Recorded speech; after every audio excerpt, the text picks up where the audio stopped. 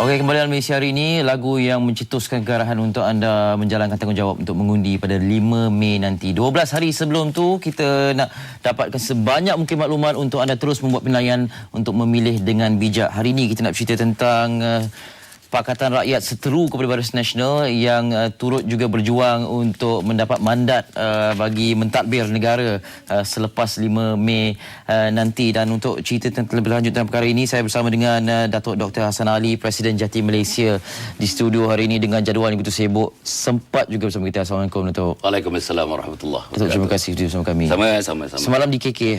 Semalam di KK dan malam tadi di Lembah Pantai. Begitu dia. Begitulah.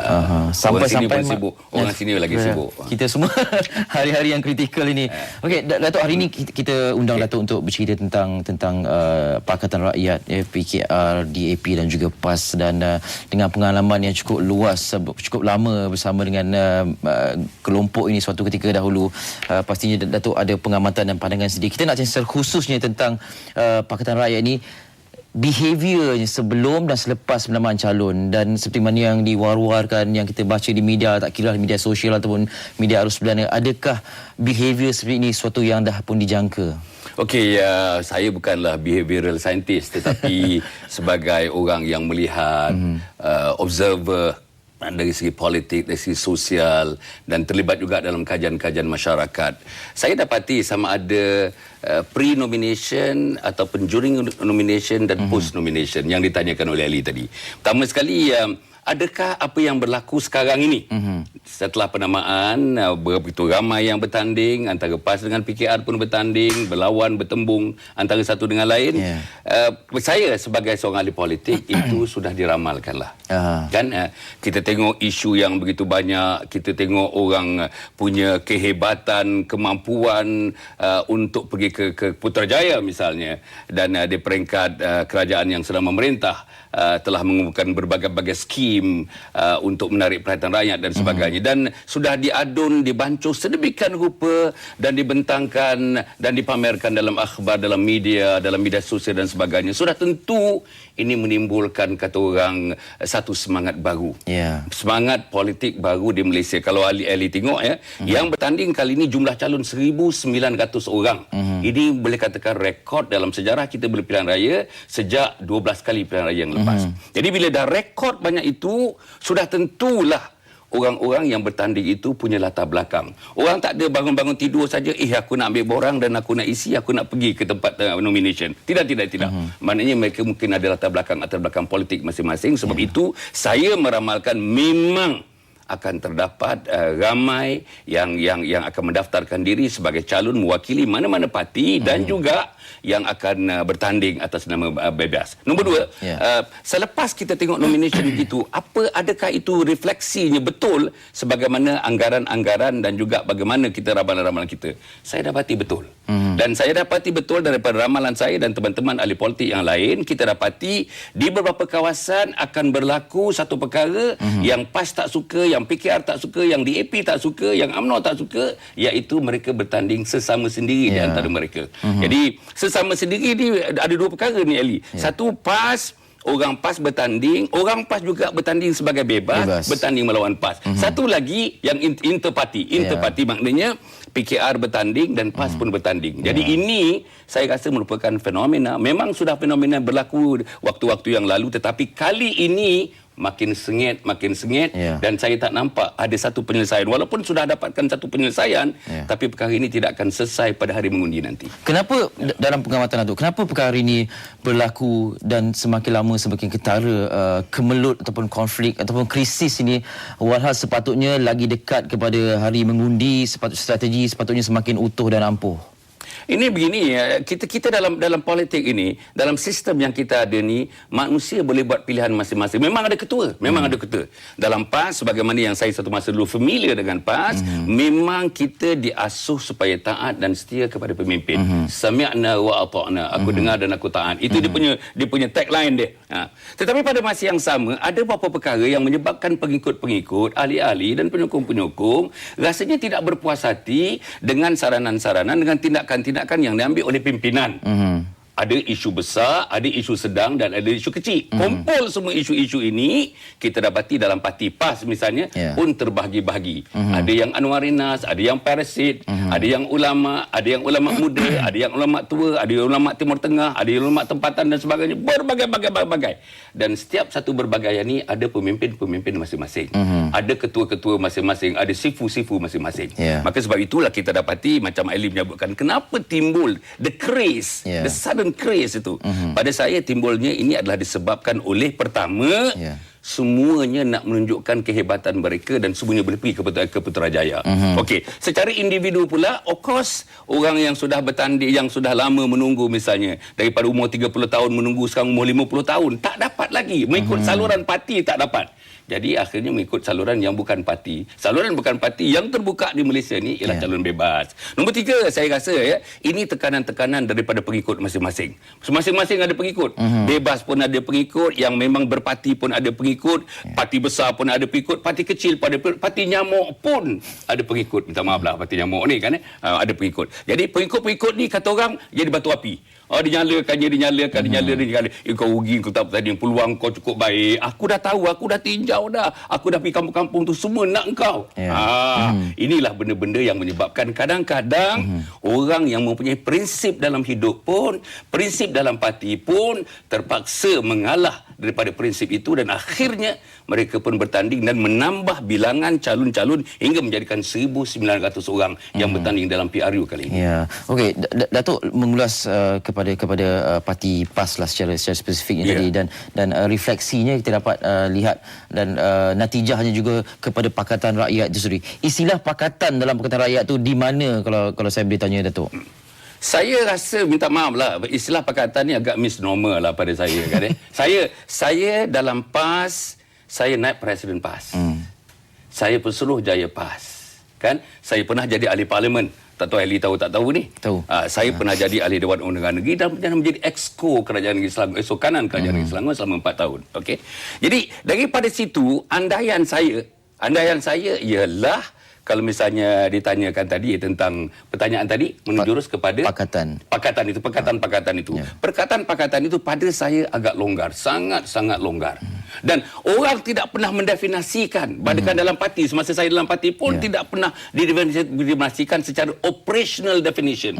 Maybe there was and there is a definition, but operationally it has been defined, not defined for the purpose of understanding, dibagikan kepada penyokong, pembantu dan sebagainya. Tidak pernah. Dan tidak pernah ada satu kertas, satu buklet. Ini adalah pakatan. Ini adalah sumpah pakatan. Ini adalah janji pakatan. Ini adalah the do's and the don'ts ahli-ahli dan penyokong-penyokong dalam pakatan. Rasa saya tak pernah ada benda itu. Dan sebagaimana yang kita tahu, pakatan ini memang loose. Mana pakatan ini tidak berdaftar. Dan bila dia tidak berdaftar, tidak seperti Barisan Nasional misalnya, maka kita dapati masing-masing dengan cara masing-masing. Orang itu buat kenyataan pada pukul 11, pukul 1 ada kenyataan yang lain pula daripada parti yang lain, mungkin daripada parti yang sama buat kenyataan yang berbeza di antara satu dengan lain. Kalau Ali tengok, buka balik fail-fail lama, buka archive kita tengok, percanggahan demi percanggahan demi percanggahan. Bukan saja within same party, but within the next party, the other party pun percanggahan ini timbul. Dan pada saya, secara peribadi, it is not good for Pakatan. Dan saya merasakan perkara ini, kalaulah ditakdirkan mereka menang pun, there are a lot of issues still unresolved. Unresolved issues, big issues. Negara Islam unresolved, hudud unresolved, kalimah Allah unresolved, kan? Negara sekular yang dikehendaki oleh DAP unresolved, negara liberalisme barat yang dikehendaki oleh Anwar Ibrahim misalnya dan penyokong yang dikatakan begitu pun still unresolved. Maknanya lot of things, fundamentals, bukan kecil-kecil, bukan nak pakai kod ke nak pakai tayi hijau ke, bukan. Ini perkara yang besar yang mesti di-resolve, and until now still unresolved. Can you ever imagine in 12 days time benda ni nak di-resolvekan dalam masa 12 hari? Nak meyakinkan elektorat ini. Okey, Datuk, bila disebutkan di mata rakyat barangkali the common goal is to get whole of Putrajaya. Tapi common consensusnya ada tak? Apa yang sama-sama dipersetujui bersama dalam perjuangan untuk PRU ke-13 ni? Saya tak tahu macam mana. Pada saya, dia banyak ketapi nak pergi Putrajaya ni. Banyak pagi. Dia punya LRT-nya berbagai-bagai. Ketapi PAS lain, ketapi PKR lain, ketapi DAP lain. Misal, Tetapi DAP ialah nak menubuhkan satu kerajaan yang ala sosialis barangkali, ala sosialis dan republik. Disebutkan sebagai republik, bukan saya menyebutkan ni Ali. Tetapi disebutkan untuk republik. Dan prinsip untuk membina masyarakatnya adalah prinsip yang dikatakan negara sekular, secular states. Okey, itu ketapi DAP. Ketapi PAS pula, kalau kita lihat, ketapi PAS nak menubuhkan negara Islam, nak melaksanakan hudud. Dan PAS, kalau misalnya di peringkat PAS hendakkan kepimpinan ulama, saya yakin di peringkat federal pun dia hendakkan the colour of pimpinan ulama. Because itu dia tagline tu. Okey. Sementara PKR pula, ni yang bercelaru dalam PKR ni. Apa dia hendak boleh dia sampai ke Putrajaya? Kalau berdasarkan manifestonya, bukan manifesto PKR saja, manifesto itu menggambarkan ketiga-tiga parti. Tetapi yang dikendaki ialah nak meletakkan Anwar sebagai Perdana Menteri. Nak meletakkan Anwar sebagai menteri untuk pengetahuan Ali, until now inilah isu yang very thorny and still unresolved. Jadi macam mana ketapi itu nak pergi? Nak pergi ke Putrajaya. Putrajaya tak berapa jauh. Tak berapa jauh dah. Dan tinggal 12 hari lagi saja nak pergi ke Putrajaya. Jadi macam mana caranya, sama ada within dalam kena ada mekanisme untuk menangani konflik, sama ada mekanisme itu mekanisme jangka pertengahan atau mekanisme jangka panjang, mesti ada sehingga ini unfortunately memang ada majlis presiden, tapi majlis presiden tidak dapat resolve. Misal calon menteri, Perdana Menteri tidak dapat resolve. Misal hudud tidak dapat resolve. Misal kalimah Allah tidak dapat resolve. I tell you, these are the thorny issues which need to be resolved before even they get into the door of Putrajaya. Datuk, mungkin mereka menganggap perkara-perkara ini boleh diselesaikan selepas sampai ke Putrajaya. Anwar Ibrahim, adakah beliau unifying faktor penyatuan, walaupun ada kemelut, walaupun setidaknya ada seorang yang membawa kelompok ini untuk berjuang menuju ke Putrajaya. Jadi walau apa sekalipun, ikut dulu faktor penyatu ni. Pertama sekali, Ali, Anwar ni kawan saya. Sama belajar, sama tahun masuk universiti, sama tahun keluar universiti, sama berjuang dalam gerakan Islam, lebih kurang dia begitulah, kan tetapi saya nak mengatakan, adakah dia ni manusia boleh menjadi unifying factor? That was your question, kan? Boleh tak dia menjadi unifying factor? Okey, saya dari segi karisma, well, saya angkat tangan dan mengatakan memang he is very charismatic. Itu tidak dapat. Tak ada orang yang boleh menyanggah pendapat saya mengatakan he is very charismatic. Okey. Tetapi big but, tak alif payah, tetapi dia mempunyai baggage. Baggage yang berat. Kalau dia pergi sampai di airport, ditimbang, agaknya lebih 100 kilo. 1 kilo dalam RM30, kena bayarlah berapa pun. Okey. Now, baggage yang pertama ialah pegangan Anwar Ibrahim dalam berbagai isu yang tidak disetujui oleh PAS terutamanya. Misal, pegangan Anwar Ibrahim mengenai isu LGBT. Misal, PAS tidak setuju sama sekali. PAS tidak boleh menghalalkan, PAS tidak boleh menerima konsep supaya ada benda yang namanya LGBT dan pelaksanaan LGBT. Itu yang pertama. Yang kedua, tentang negara Islam.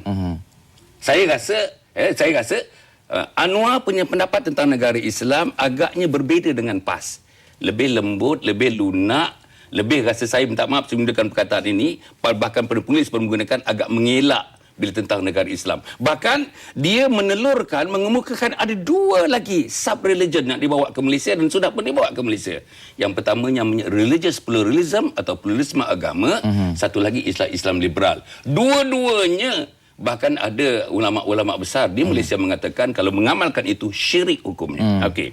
Jadi maknanya itu tidak dapat dijual kepada pemimpin PAS, tidak dapat dijual kepada ahli PAS, tidak dapat dijual kepada penyokong-penyokong DAP. Okey. Kemudian kita tengok yang Lim Kit Siang dalam 2 minggu ni komplain kepada Anwar Ibrahim. Kan kita dah janji kamu keluar daripada Permatang Pauh, aku keluar daripada Ipoh Timur, aku pergi Gelang Patah, kamu pergi Perak, Tambun ke mana pun suka hati kamu lah. Itu perjanjian kita supaya pemimpin-pemimpin tertinggi dalam Pakatan Rakyat keluar untuk menyebarkan, untuk memperluaskan the circle of power. Kan dia punya loci and dia punya foci of authority itu dah diluaskan begitu. Tetapi Lim Kit Siang ikut peraturan itu, PAS mungkin ikut peraturan itu pasal Husam pergi ke Putrajaya daripada Kelantan, Ya. tetapi Anwar buat U-turn balik semula ke Permata Ampau. These are the baggages. These are the baggages yang perlu diselesaikan, dan saya merasakan selagi baggage ini ada, dan memang ada, selagi itulah kalau ditakdirkan mereka memerintah Putrajaya, havoc. Jawabnya havoc. Dan kita tidak boleh mentadbir negara, memerintah negara dengan hanya ada havoc itu, ada chaos itu. Tak boleh. Negara mesti diperintah dalam satu sistem, dalam satu keadaan yang aman, damai dan bahagia, barulah kita dapat mentadbir negara seperti negara itu ditadbir yang sepatutnya ditadbir. Datuk, dengan bagasi yang Datuk sebut ni, pelbagai baggage yang excess baggage pun ada dan macam-macam lagi, dan kita yakin parti-parti dalam Pakatan Rakyat ini tahu dan sedar tentang perkara ini, tetapi kenapa dilihat sanggup menjadi kuda tunggangan? Dan adakah barangkali disebabkan masih diletakkan Anwar Ibrahim itu di hadapan kerana beliau mempunyai portfolio sebagai timbalan Perdana Menteri dan juga pemangku PM suatu ketika dahulu, jadi dia lebih tahu tentang kabinet, tentang meneraju negara, atau macam mana? Saya rasa itu ada argument itu agak valid.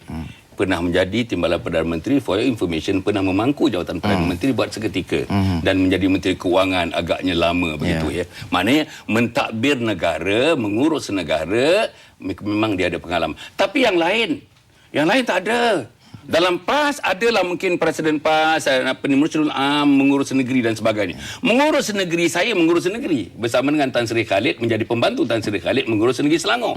Mengurus negeri ni, Eli, macamlah kita mengurus satu program kecil di TV3 ni dibandingkan program besar yang berlaku saban hari di TV3 ni. Program kecil itu adalah negeri, program besar ini ialah ada makro, dan program makronya. Sebab itu pengalaman dalam pengurusan negeri ini ada kaitannya, boleh dijadikan sebagai alasan, sebagai bahan, tetapi untuk mengurus daripada Perlis sampai ke Johor, Sabah sampai ke Sarawak, nak mengurus 27 umat manusia ini dengan berbagai-bagaian dalam negara majmuk macam kita ni, dia memerlukan satu skills. Skills of managing plural society, skills of managing multiracial, multi-religious, multi-political background society. Ini kita kenapa. Dan yang disebutkan, Eli sebut tadi, tidakkah dengan adanya keadaan-keadaan macam ini, dengan Anwar yang sudah ada pengalaman macam itu, ditunjukkan dia akan jadi Perdana Menteri, tidakkah ini juga menjadi unifying factor macam you sebutkan tadi? Ali menyebutkan tadi tentang kuda tunggangan. Saya tak tahulah yang mana Ali sebut apa ni, maknakan turujukkan sebagai kuda tunggangan tu ya. Kalau misalnya kuda tunggangan tu PAS, memang saya sendiri, saya mentadbir negeri Selangor selama 4 tahun. Saya merasa-rasakan dalam hati kecil saya, aku ni jadi tunggangan, kuda tunggangan. 4 tahun cukup. Hassan Ali tidak bersedialah untuk menjadi kuda tunggangan, meninggalkan seluruh kelebihan yang ada kepada Exco dengan perks dan berbagai-bagaiannya, kerana saya berjuang bersama-sama dengan Jati, Islam Melayu dan institusi raja. Tapi apa yang saya nak sebutkan akhirnya untuk menjawab soalan itu, Eli, bagi saya Pakatan Rakyat memerlukan satu really unifying factor. Unifying factornya bagi saya tidak lain dan tidak bukan kembali, sama ada DAP, sama ada PAS, sama ada PKR, balik kepada prinsip perjuangan Jati Malaysia. Apa dia? IMR, Islam, Melayu dan institusi raja. Mana pun tak lagi, sebab itu peruntukan perlembagaan yang dipersetujui bersama satu masa dulu, dan itulah yang menjadi, saya rasakan itulah menjadi tonggak kepada kemajuan, kepada keutuhan negara, dan semuanya mesti menerima hakikat ini. Walaupun ada perbezaan-perbezaan dan sebagainya, tetapi hakikat fundamental mesti diterima oleh semua pihak. Dan kemungkinan besar dalam penerimaan ini, pimpinan-pimpinan dan Anwar Ibrahim pun mesti menerima hal keadaan ini. Tetapi Anwar Ibrahim seperti Anwar Ibrahim. Manalah Anwar Ibrahim ni nak duduk di nombor 2, nak duduk di nombor 3. Aku berjuang, aku nak pergi Putrajaya, nothing less, nothing more. I want to become the PM. Okey, sebelum saya masuk ke soalan yang seterusnya, ada soalan beranak ni. Tadi Datuk sebutkan, Datuk perasan perkara ini berlaku. Yang lain dalam PAS, dalam Pakatan Rakyat, adakah mereka sedar ataupun buat tak perasan, atau macam mana? Beranak yang macam mana tu? tentang Anwar Ibrahim dengan baggage yang dia dibawanya. Sedar tak sedar? Sedar tak sedar? Datuk sedar. Datuk keluar. Jadi saya mereka rasa, yang Lily, minta maaf saya terus mencelah dia. Tak apa. Saya rasa sedar. Tetapi sedar tak sedar, saya ambil dalam PAS. Sedar. Pemimpin mana yang tak sedar? Tetapi pemimpin-pemimpin PAS dikelilingi oleh Anwar Inas yang orang pun menyebut sebagai parasit-parasit. Saya pun menamakan sebagai parasit.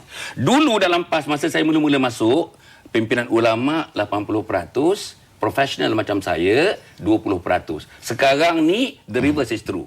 Maknanya 80% adalah Anwar Inas dan orang profesional dan hanya 20% saja pimpinan ulama. Kalau 20% pimpinan ulama ini tak mampu nak menonjolkan, Ustaz Hadi tak mampu nak menonjolkan, Nik Aziz pun saya rasa tidak mampu nak menonjolkan negara Islam dan hudud. Boleh bercita-cita saja, tetapi untuk menghidupkannya mereka tidak mampu. Bahkan ini jelas. Kalau kita lihat yang terakhir 2-3 hari yang lepas, Karl Singh kata kami nak gunakan lambang PAS. PAS melalui Nik Aziz kata boleh, tetapi kata ada dia punya bracket dia, tetapi kamu mesti setuju dengan hudud, kamu mesti setuju dengan negara Islam. Apa balasan Karl Singh? No.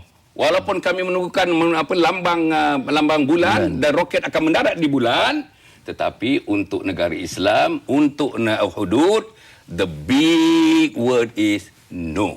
Itu. Jadi maknanya, cuba you bayangkan macam mana dalam keadaan yang situasi suasana macam ini, bagaimana Pakatan harus bergerak, macam mana Anwar harus bergerak, macam mana Datuk Nik Aziz dan juga Ustaz Hadi Awang nak bergerak, macam mana misalnya Lemik Siang dan Kapal Singh dan Lee Guan Eng harus bergerak. Pada saya dia memerlukan satu-satu kuasa yang datang daripada langit, daripada mana ke untuk menjadi the unifying factor.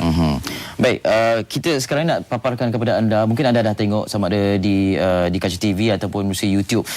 Saya nak mohon Datuk untuk berikan komen tentang ucapan dalam ceramah Datuk Seri Hadi Awang tentang pertindihan calon ini. Mari kita saksikan lebih dahulu. Macam mana nak menyelamatkan negara, PAS duduk berlawan dengan keadilan. Bertindih parti pasal apa? PAS bertindak, bertanding di beberapa tempat. Berlakunya pertindahan ini kerana nak menyelamatkan Pakatan Rakyat. Tetapi kalau ada calon yang kita khawatir, calon yang tangkap muat, yang boleh menyebabkan berbagai-bagai kemungkinan boleh berlaku, maka PAS mesti bertindak. Calon-calon yang kita ada maklumat, tukang adopt kuda nak jadi calon macam mana? Tukang adopt kuda nak jadi calon macam mana? Adopt kuda. Orang PAS tak boleh kerja calon macam ni. Terang-terang saya sebut. Orang keadilan pun tak terima. Sudah nak jadi calon dengan cerita adopt kuda. Tak boleh sebut dari mana-mana.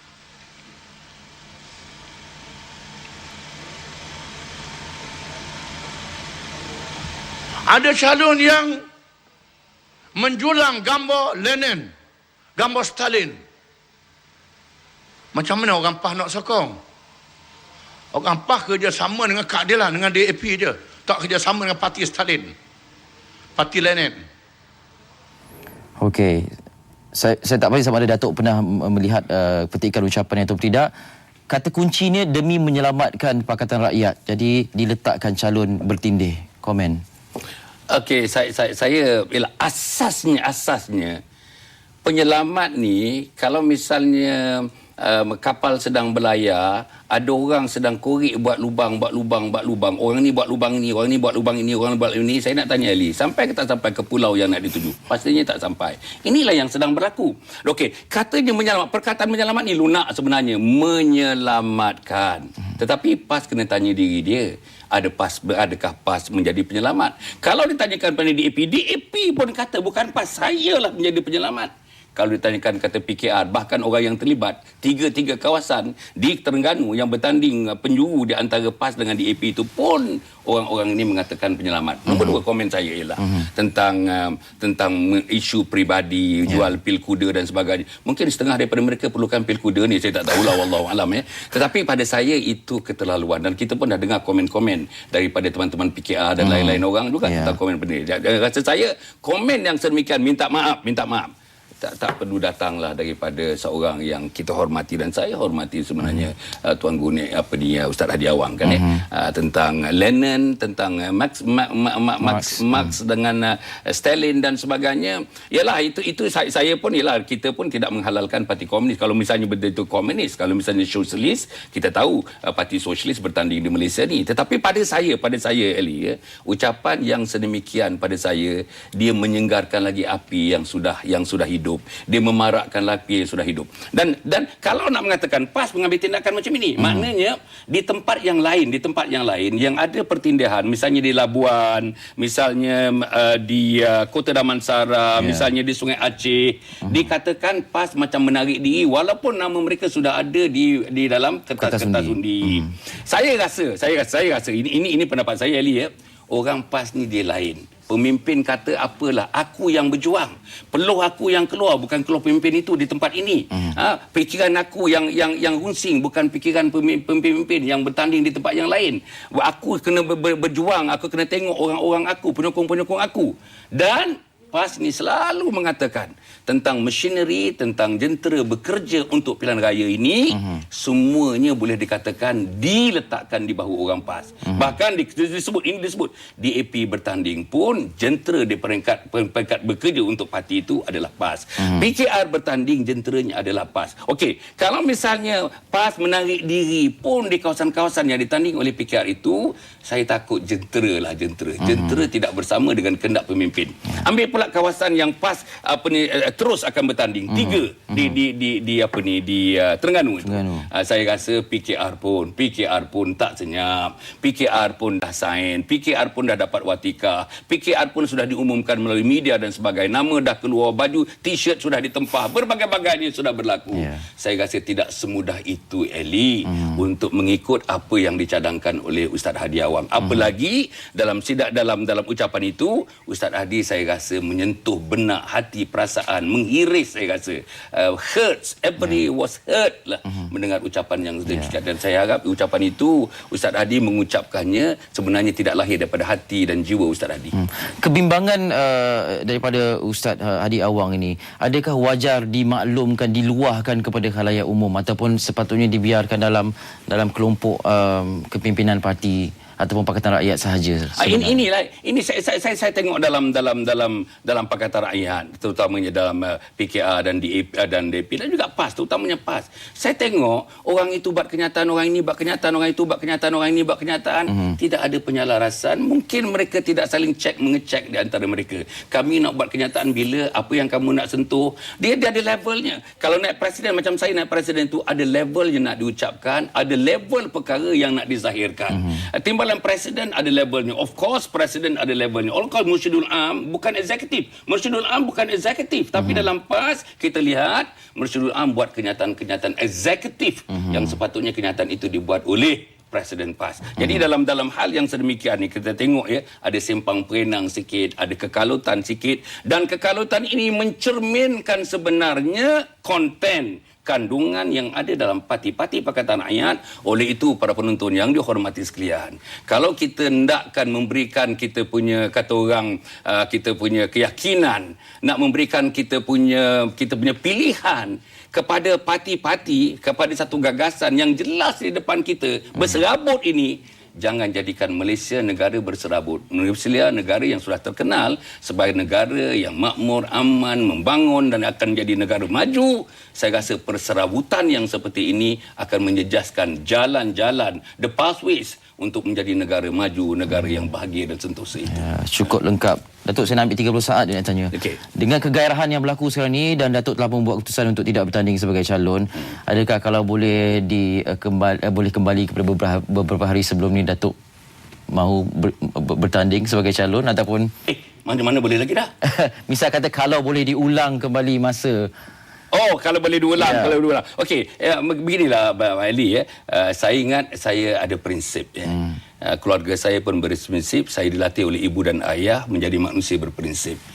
Memang saya ditawarkan kawasan yang saya rasa indah, kawasan itu.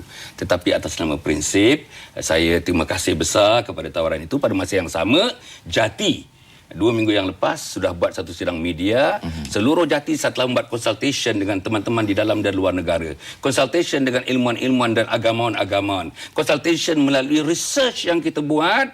Maka Jati telah membuat satu pengumuman yang saya rasalah pengumuman yang decisif bahawa untuk PRU ke-13 Jati wajib mengundi BN, mengundi UMNO BN itu hukumnya wajib kalau ditinjau daripada laras kaedah-kaedah usul fiqh dan juga kaedah-kaedah lain yang kita gunakan. Itu yang pertama. Yang kedua, saya ingin mengatakan bahawa saya oleh kerana kita ni fikir umat. Saya fikir umat. Hasan Ali tak penting Hasan Ali ni. Hasan Ali mementingkan generasi, mementingkan umat, mementingkan negara, mementingkan kemajuan umat sejagatnya. Sebab itu Hasan Ali terpaksa memendam dirinya demi kebaikan umat Muhammad sallallahu alaihi wasallam, dan saya yakin insya-Allah di mana-mana kita pergi. Saya sekarang ni Ali di mana-mana pergi. Saya ke Sabah, malam tadi di Lembah Pantai. Selepas ini kita akan berangkat terus ke utara dan ke Permatang Pauh. Saya nak buat pengumuman sikit. Timbalan saya Datuk Aidit Ghazali dan juga Naib Presiden Jati Profesor Datuk Siddiq Baber, 3 orang ni akan pergi ke Permatang Pauh untuk naik ke pentas, untuk membentangkan kepada masyarakat umum di Permatang Pauh bahawa apa yang anda mesti buat untuk memilih kepimpinan dalam PRU ke-13 yang akan datang ni. Jangan lupa tuan-tuan, 26 hari bulan di Permatang Pauh. Baiklah. Datuk, terima kasih sudi bersama kami. Sama. 30 minit yang padat dengan penjelasan, pengamatan dan juga pencerahan tentang apa yang berlaku kepada Pakatan Rakyat. Kita doakan terbaik untuk Datuk ya. Datuk, terima kasih kita ucapkan sudi bersama kami. Datuk Dr. Hasan Ali, Presiden Jati Malaysia, sudi bersama kami. InsyaAllah ada kesempatan kita jemput lagi. Salam sikit. Allahumma Muhammad. Jumpa lagi. Kita nak berehat seketika. Selepas ini kita terus bersama dengan rakan tugas Zaim Helmi Zaini dan juga Fariha. Teruskan bersama dengan Malaysia hari ini.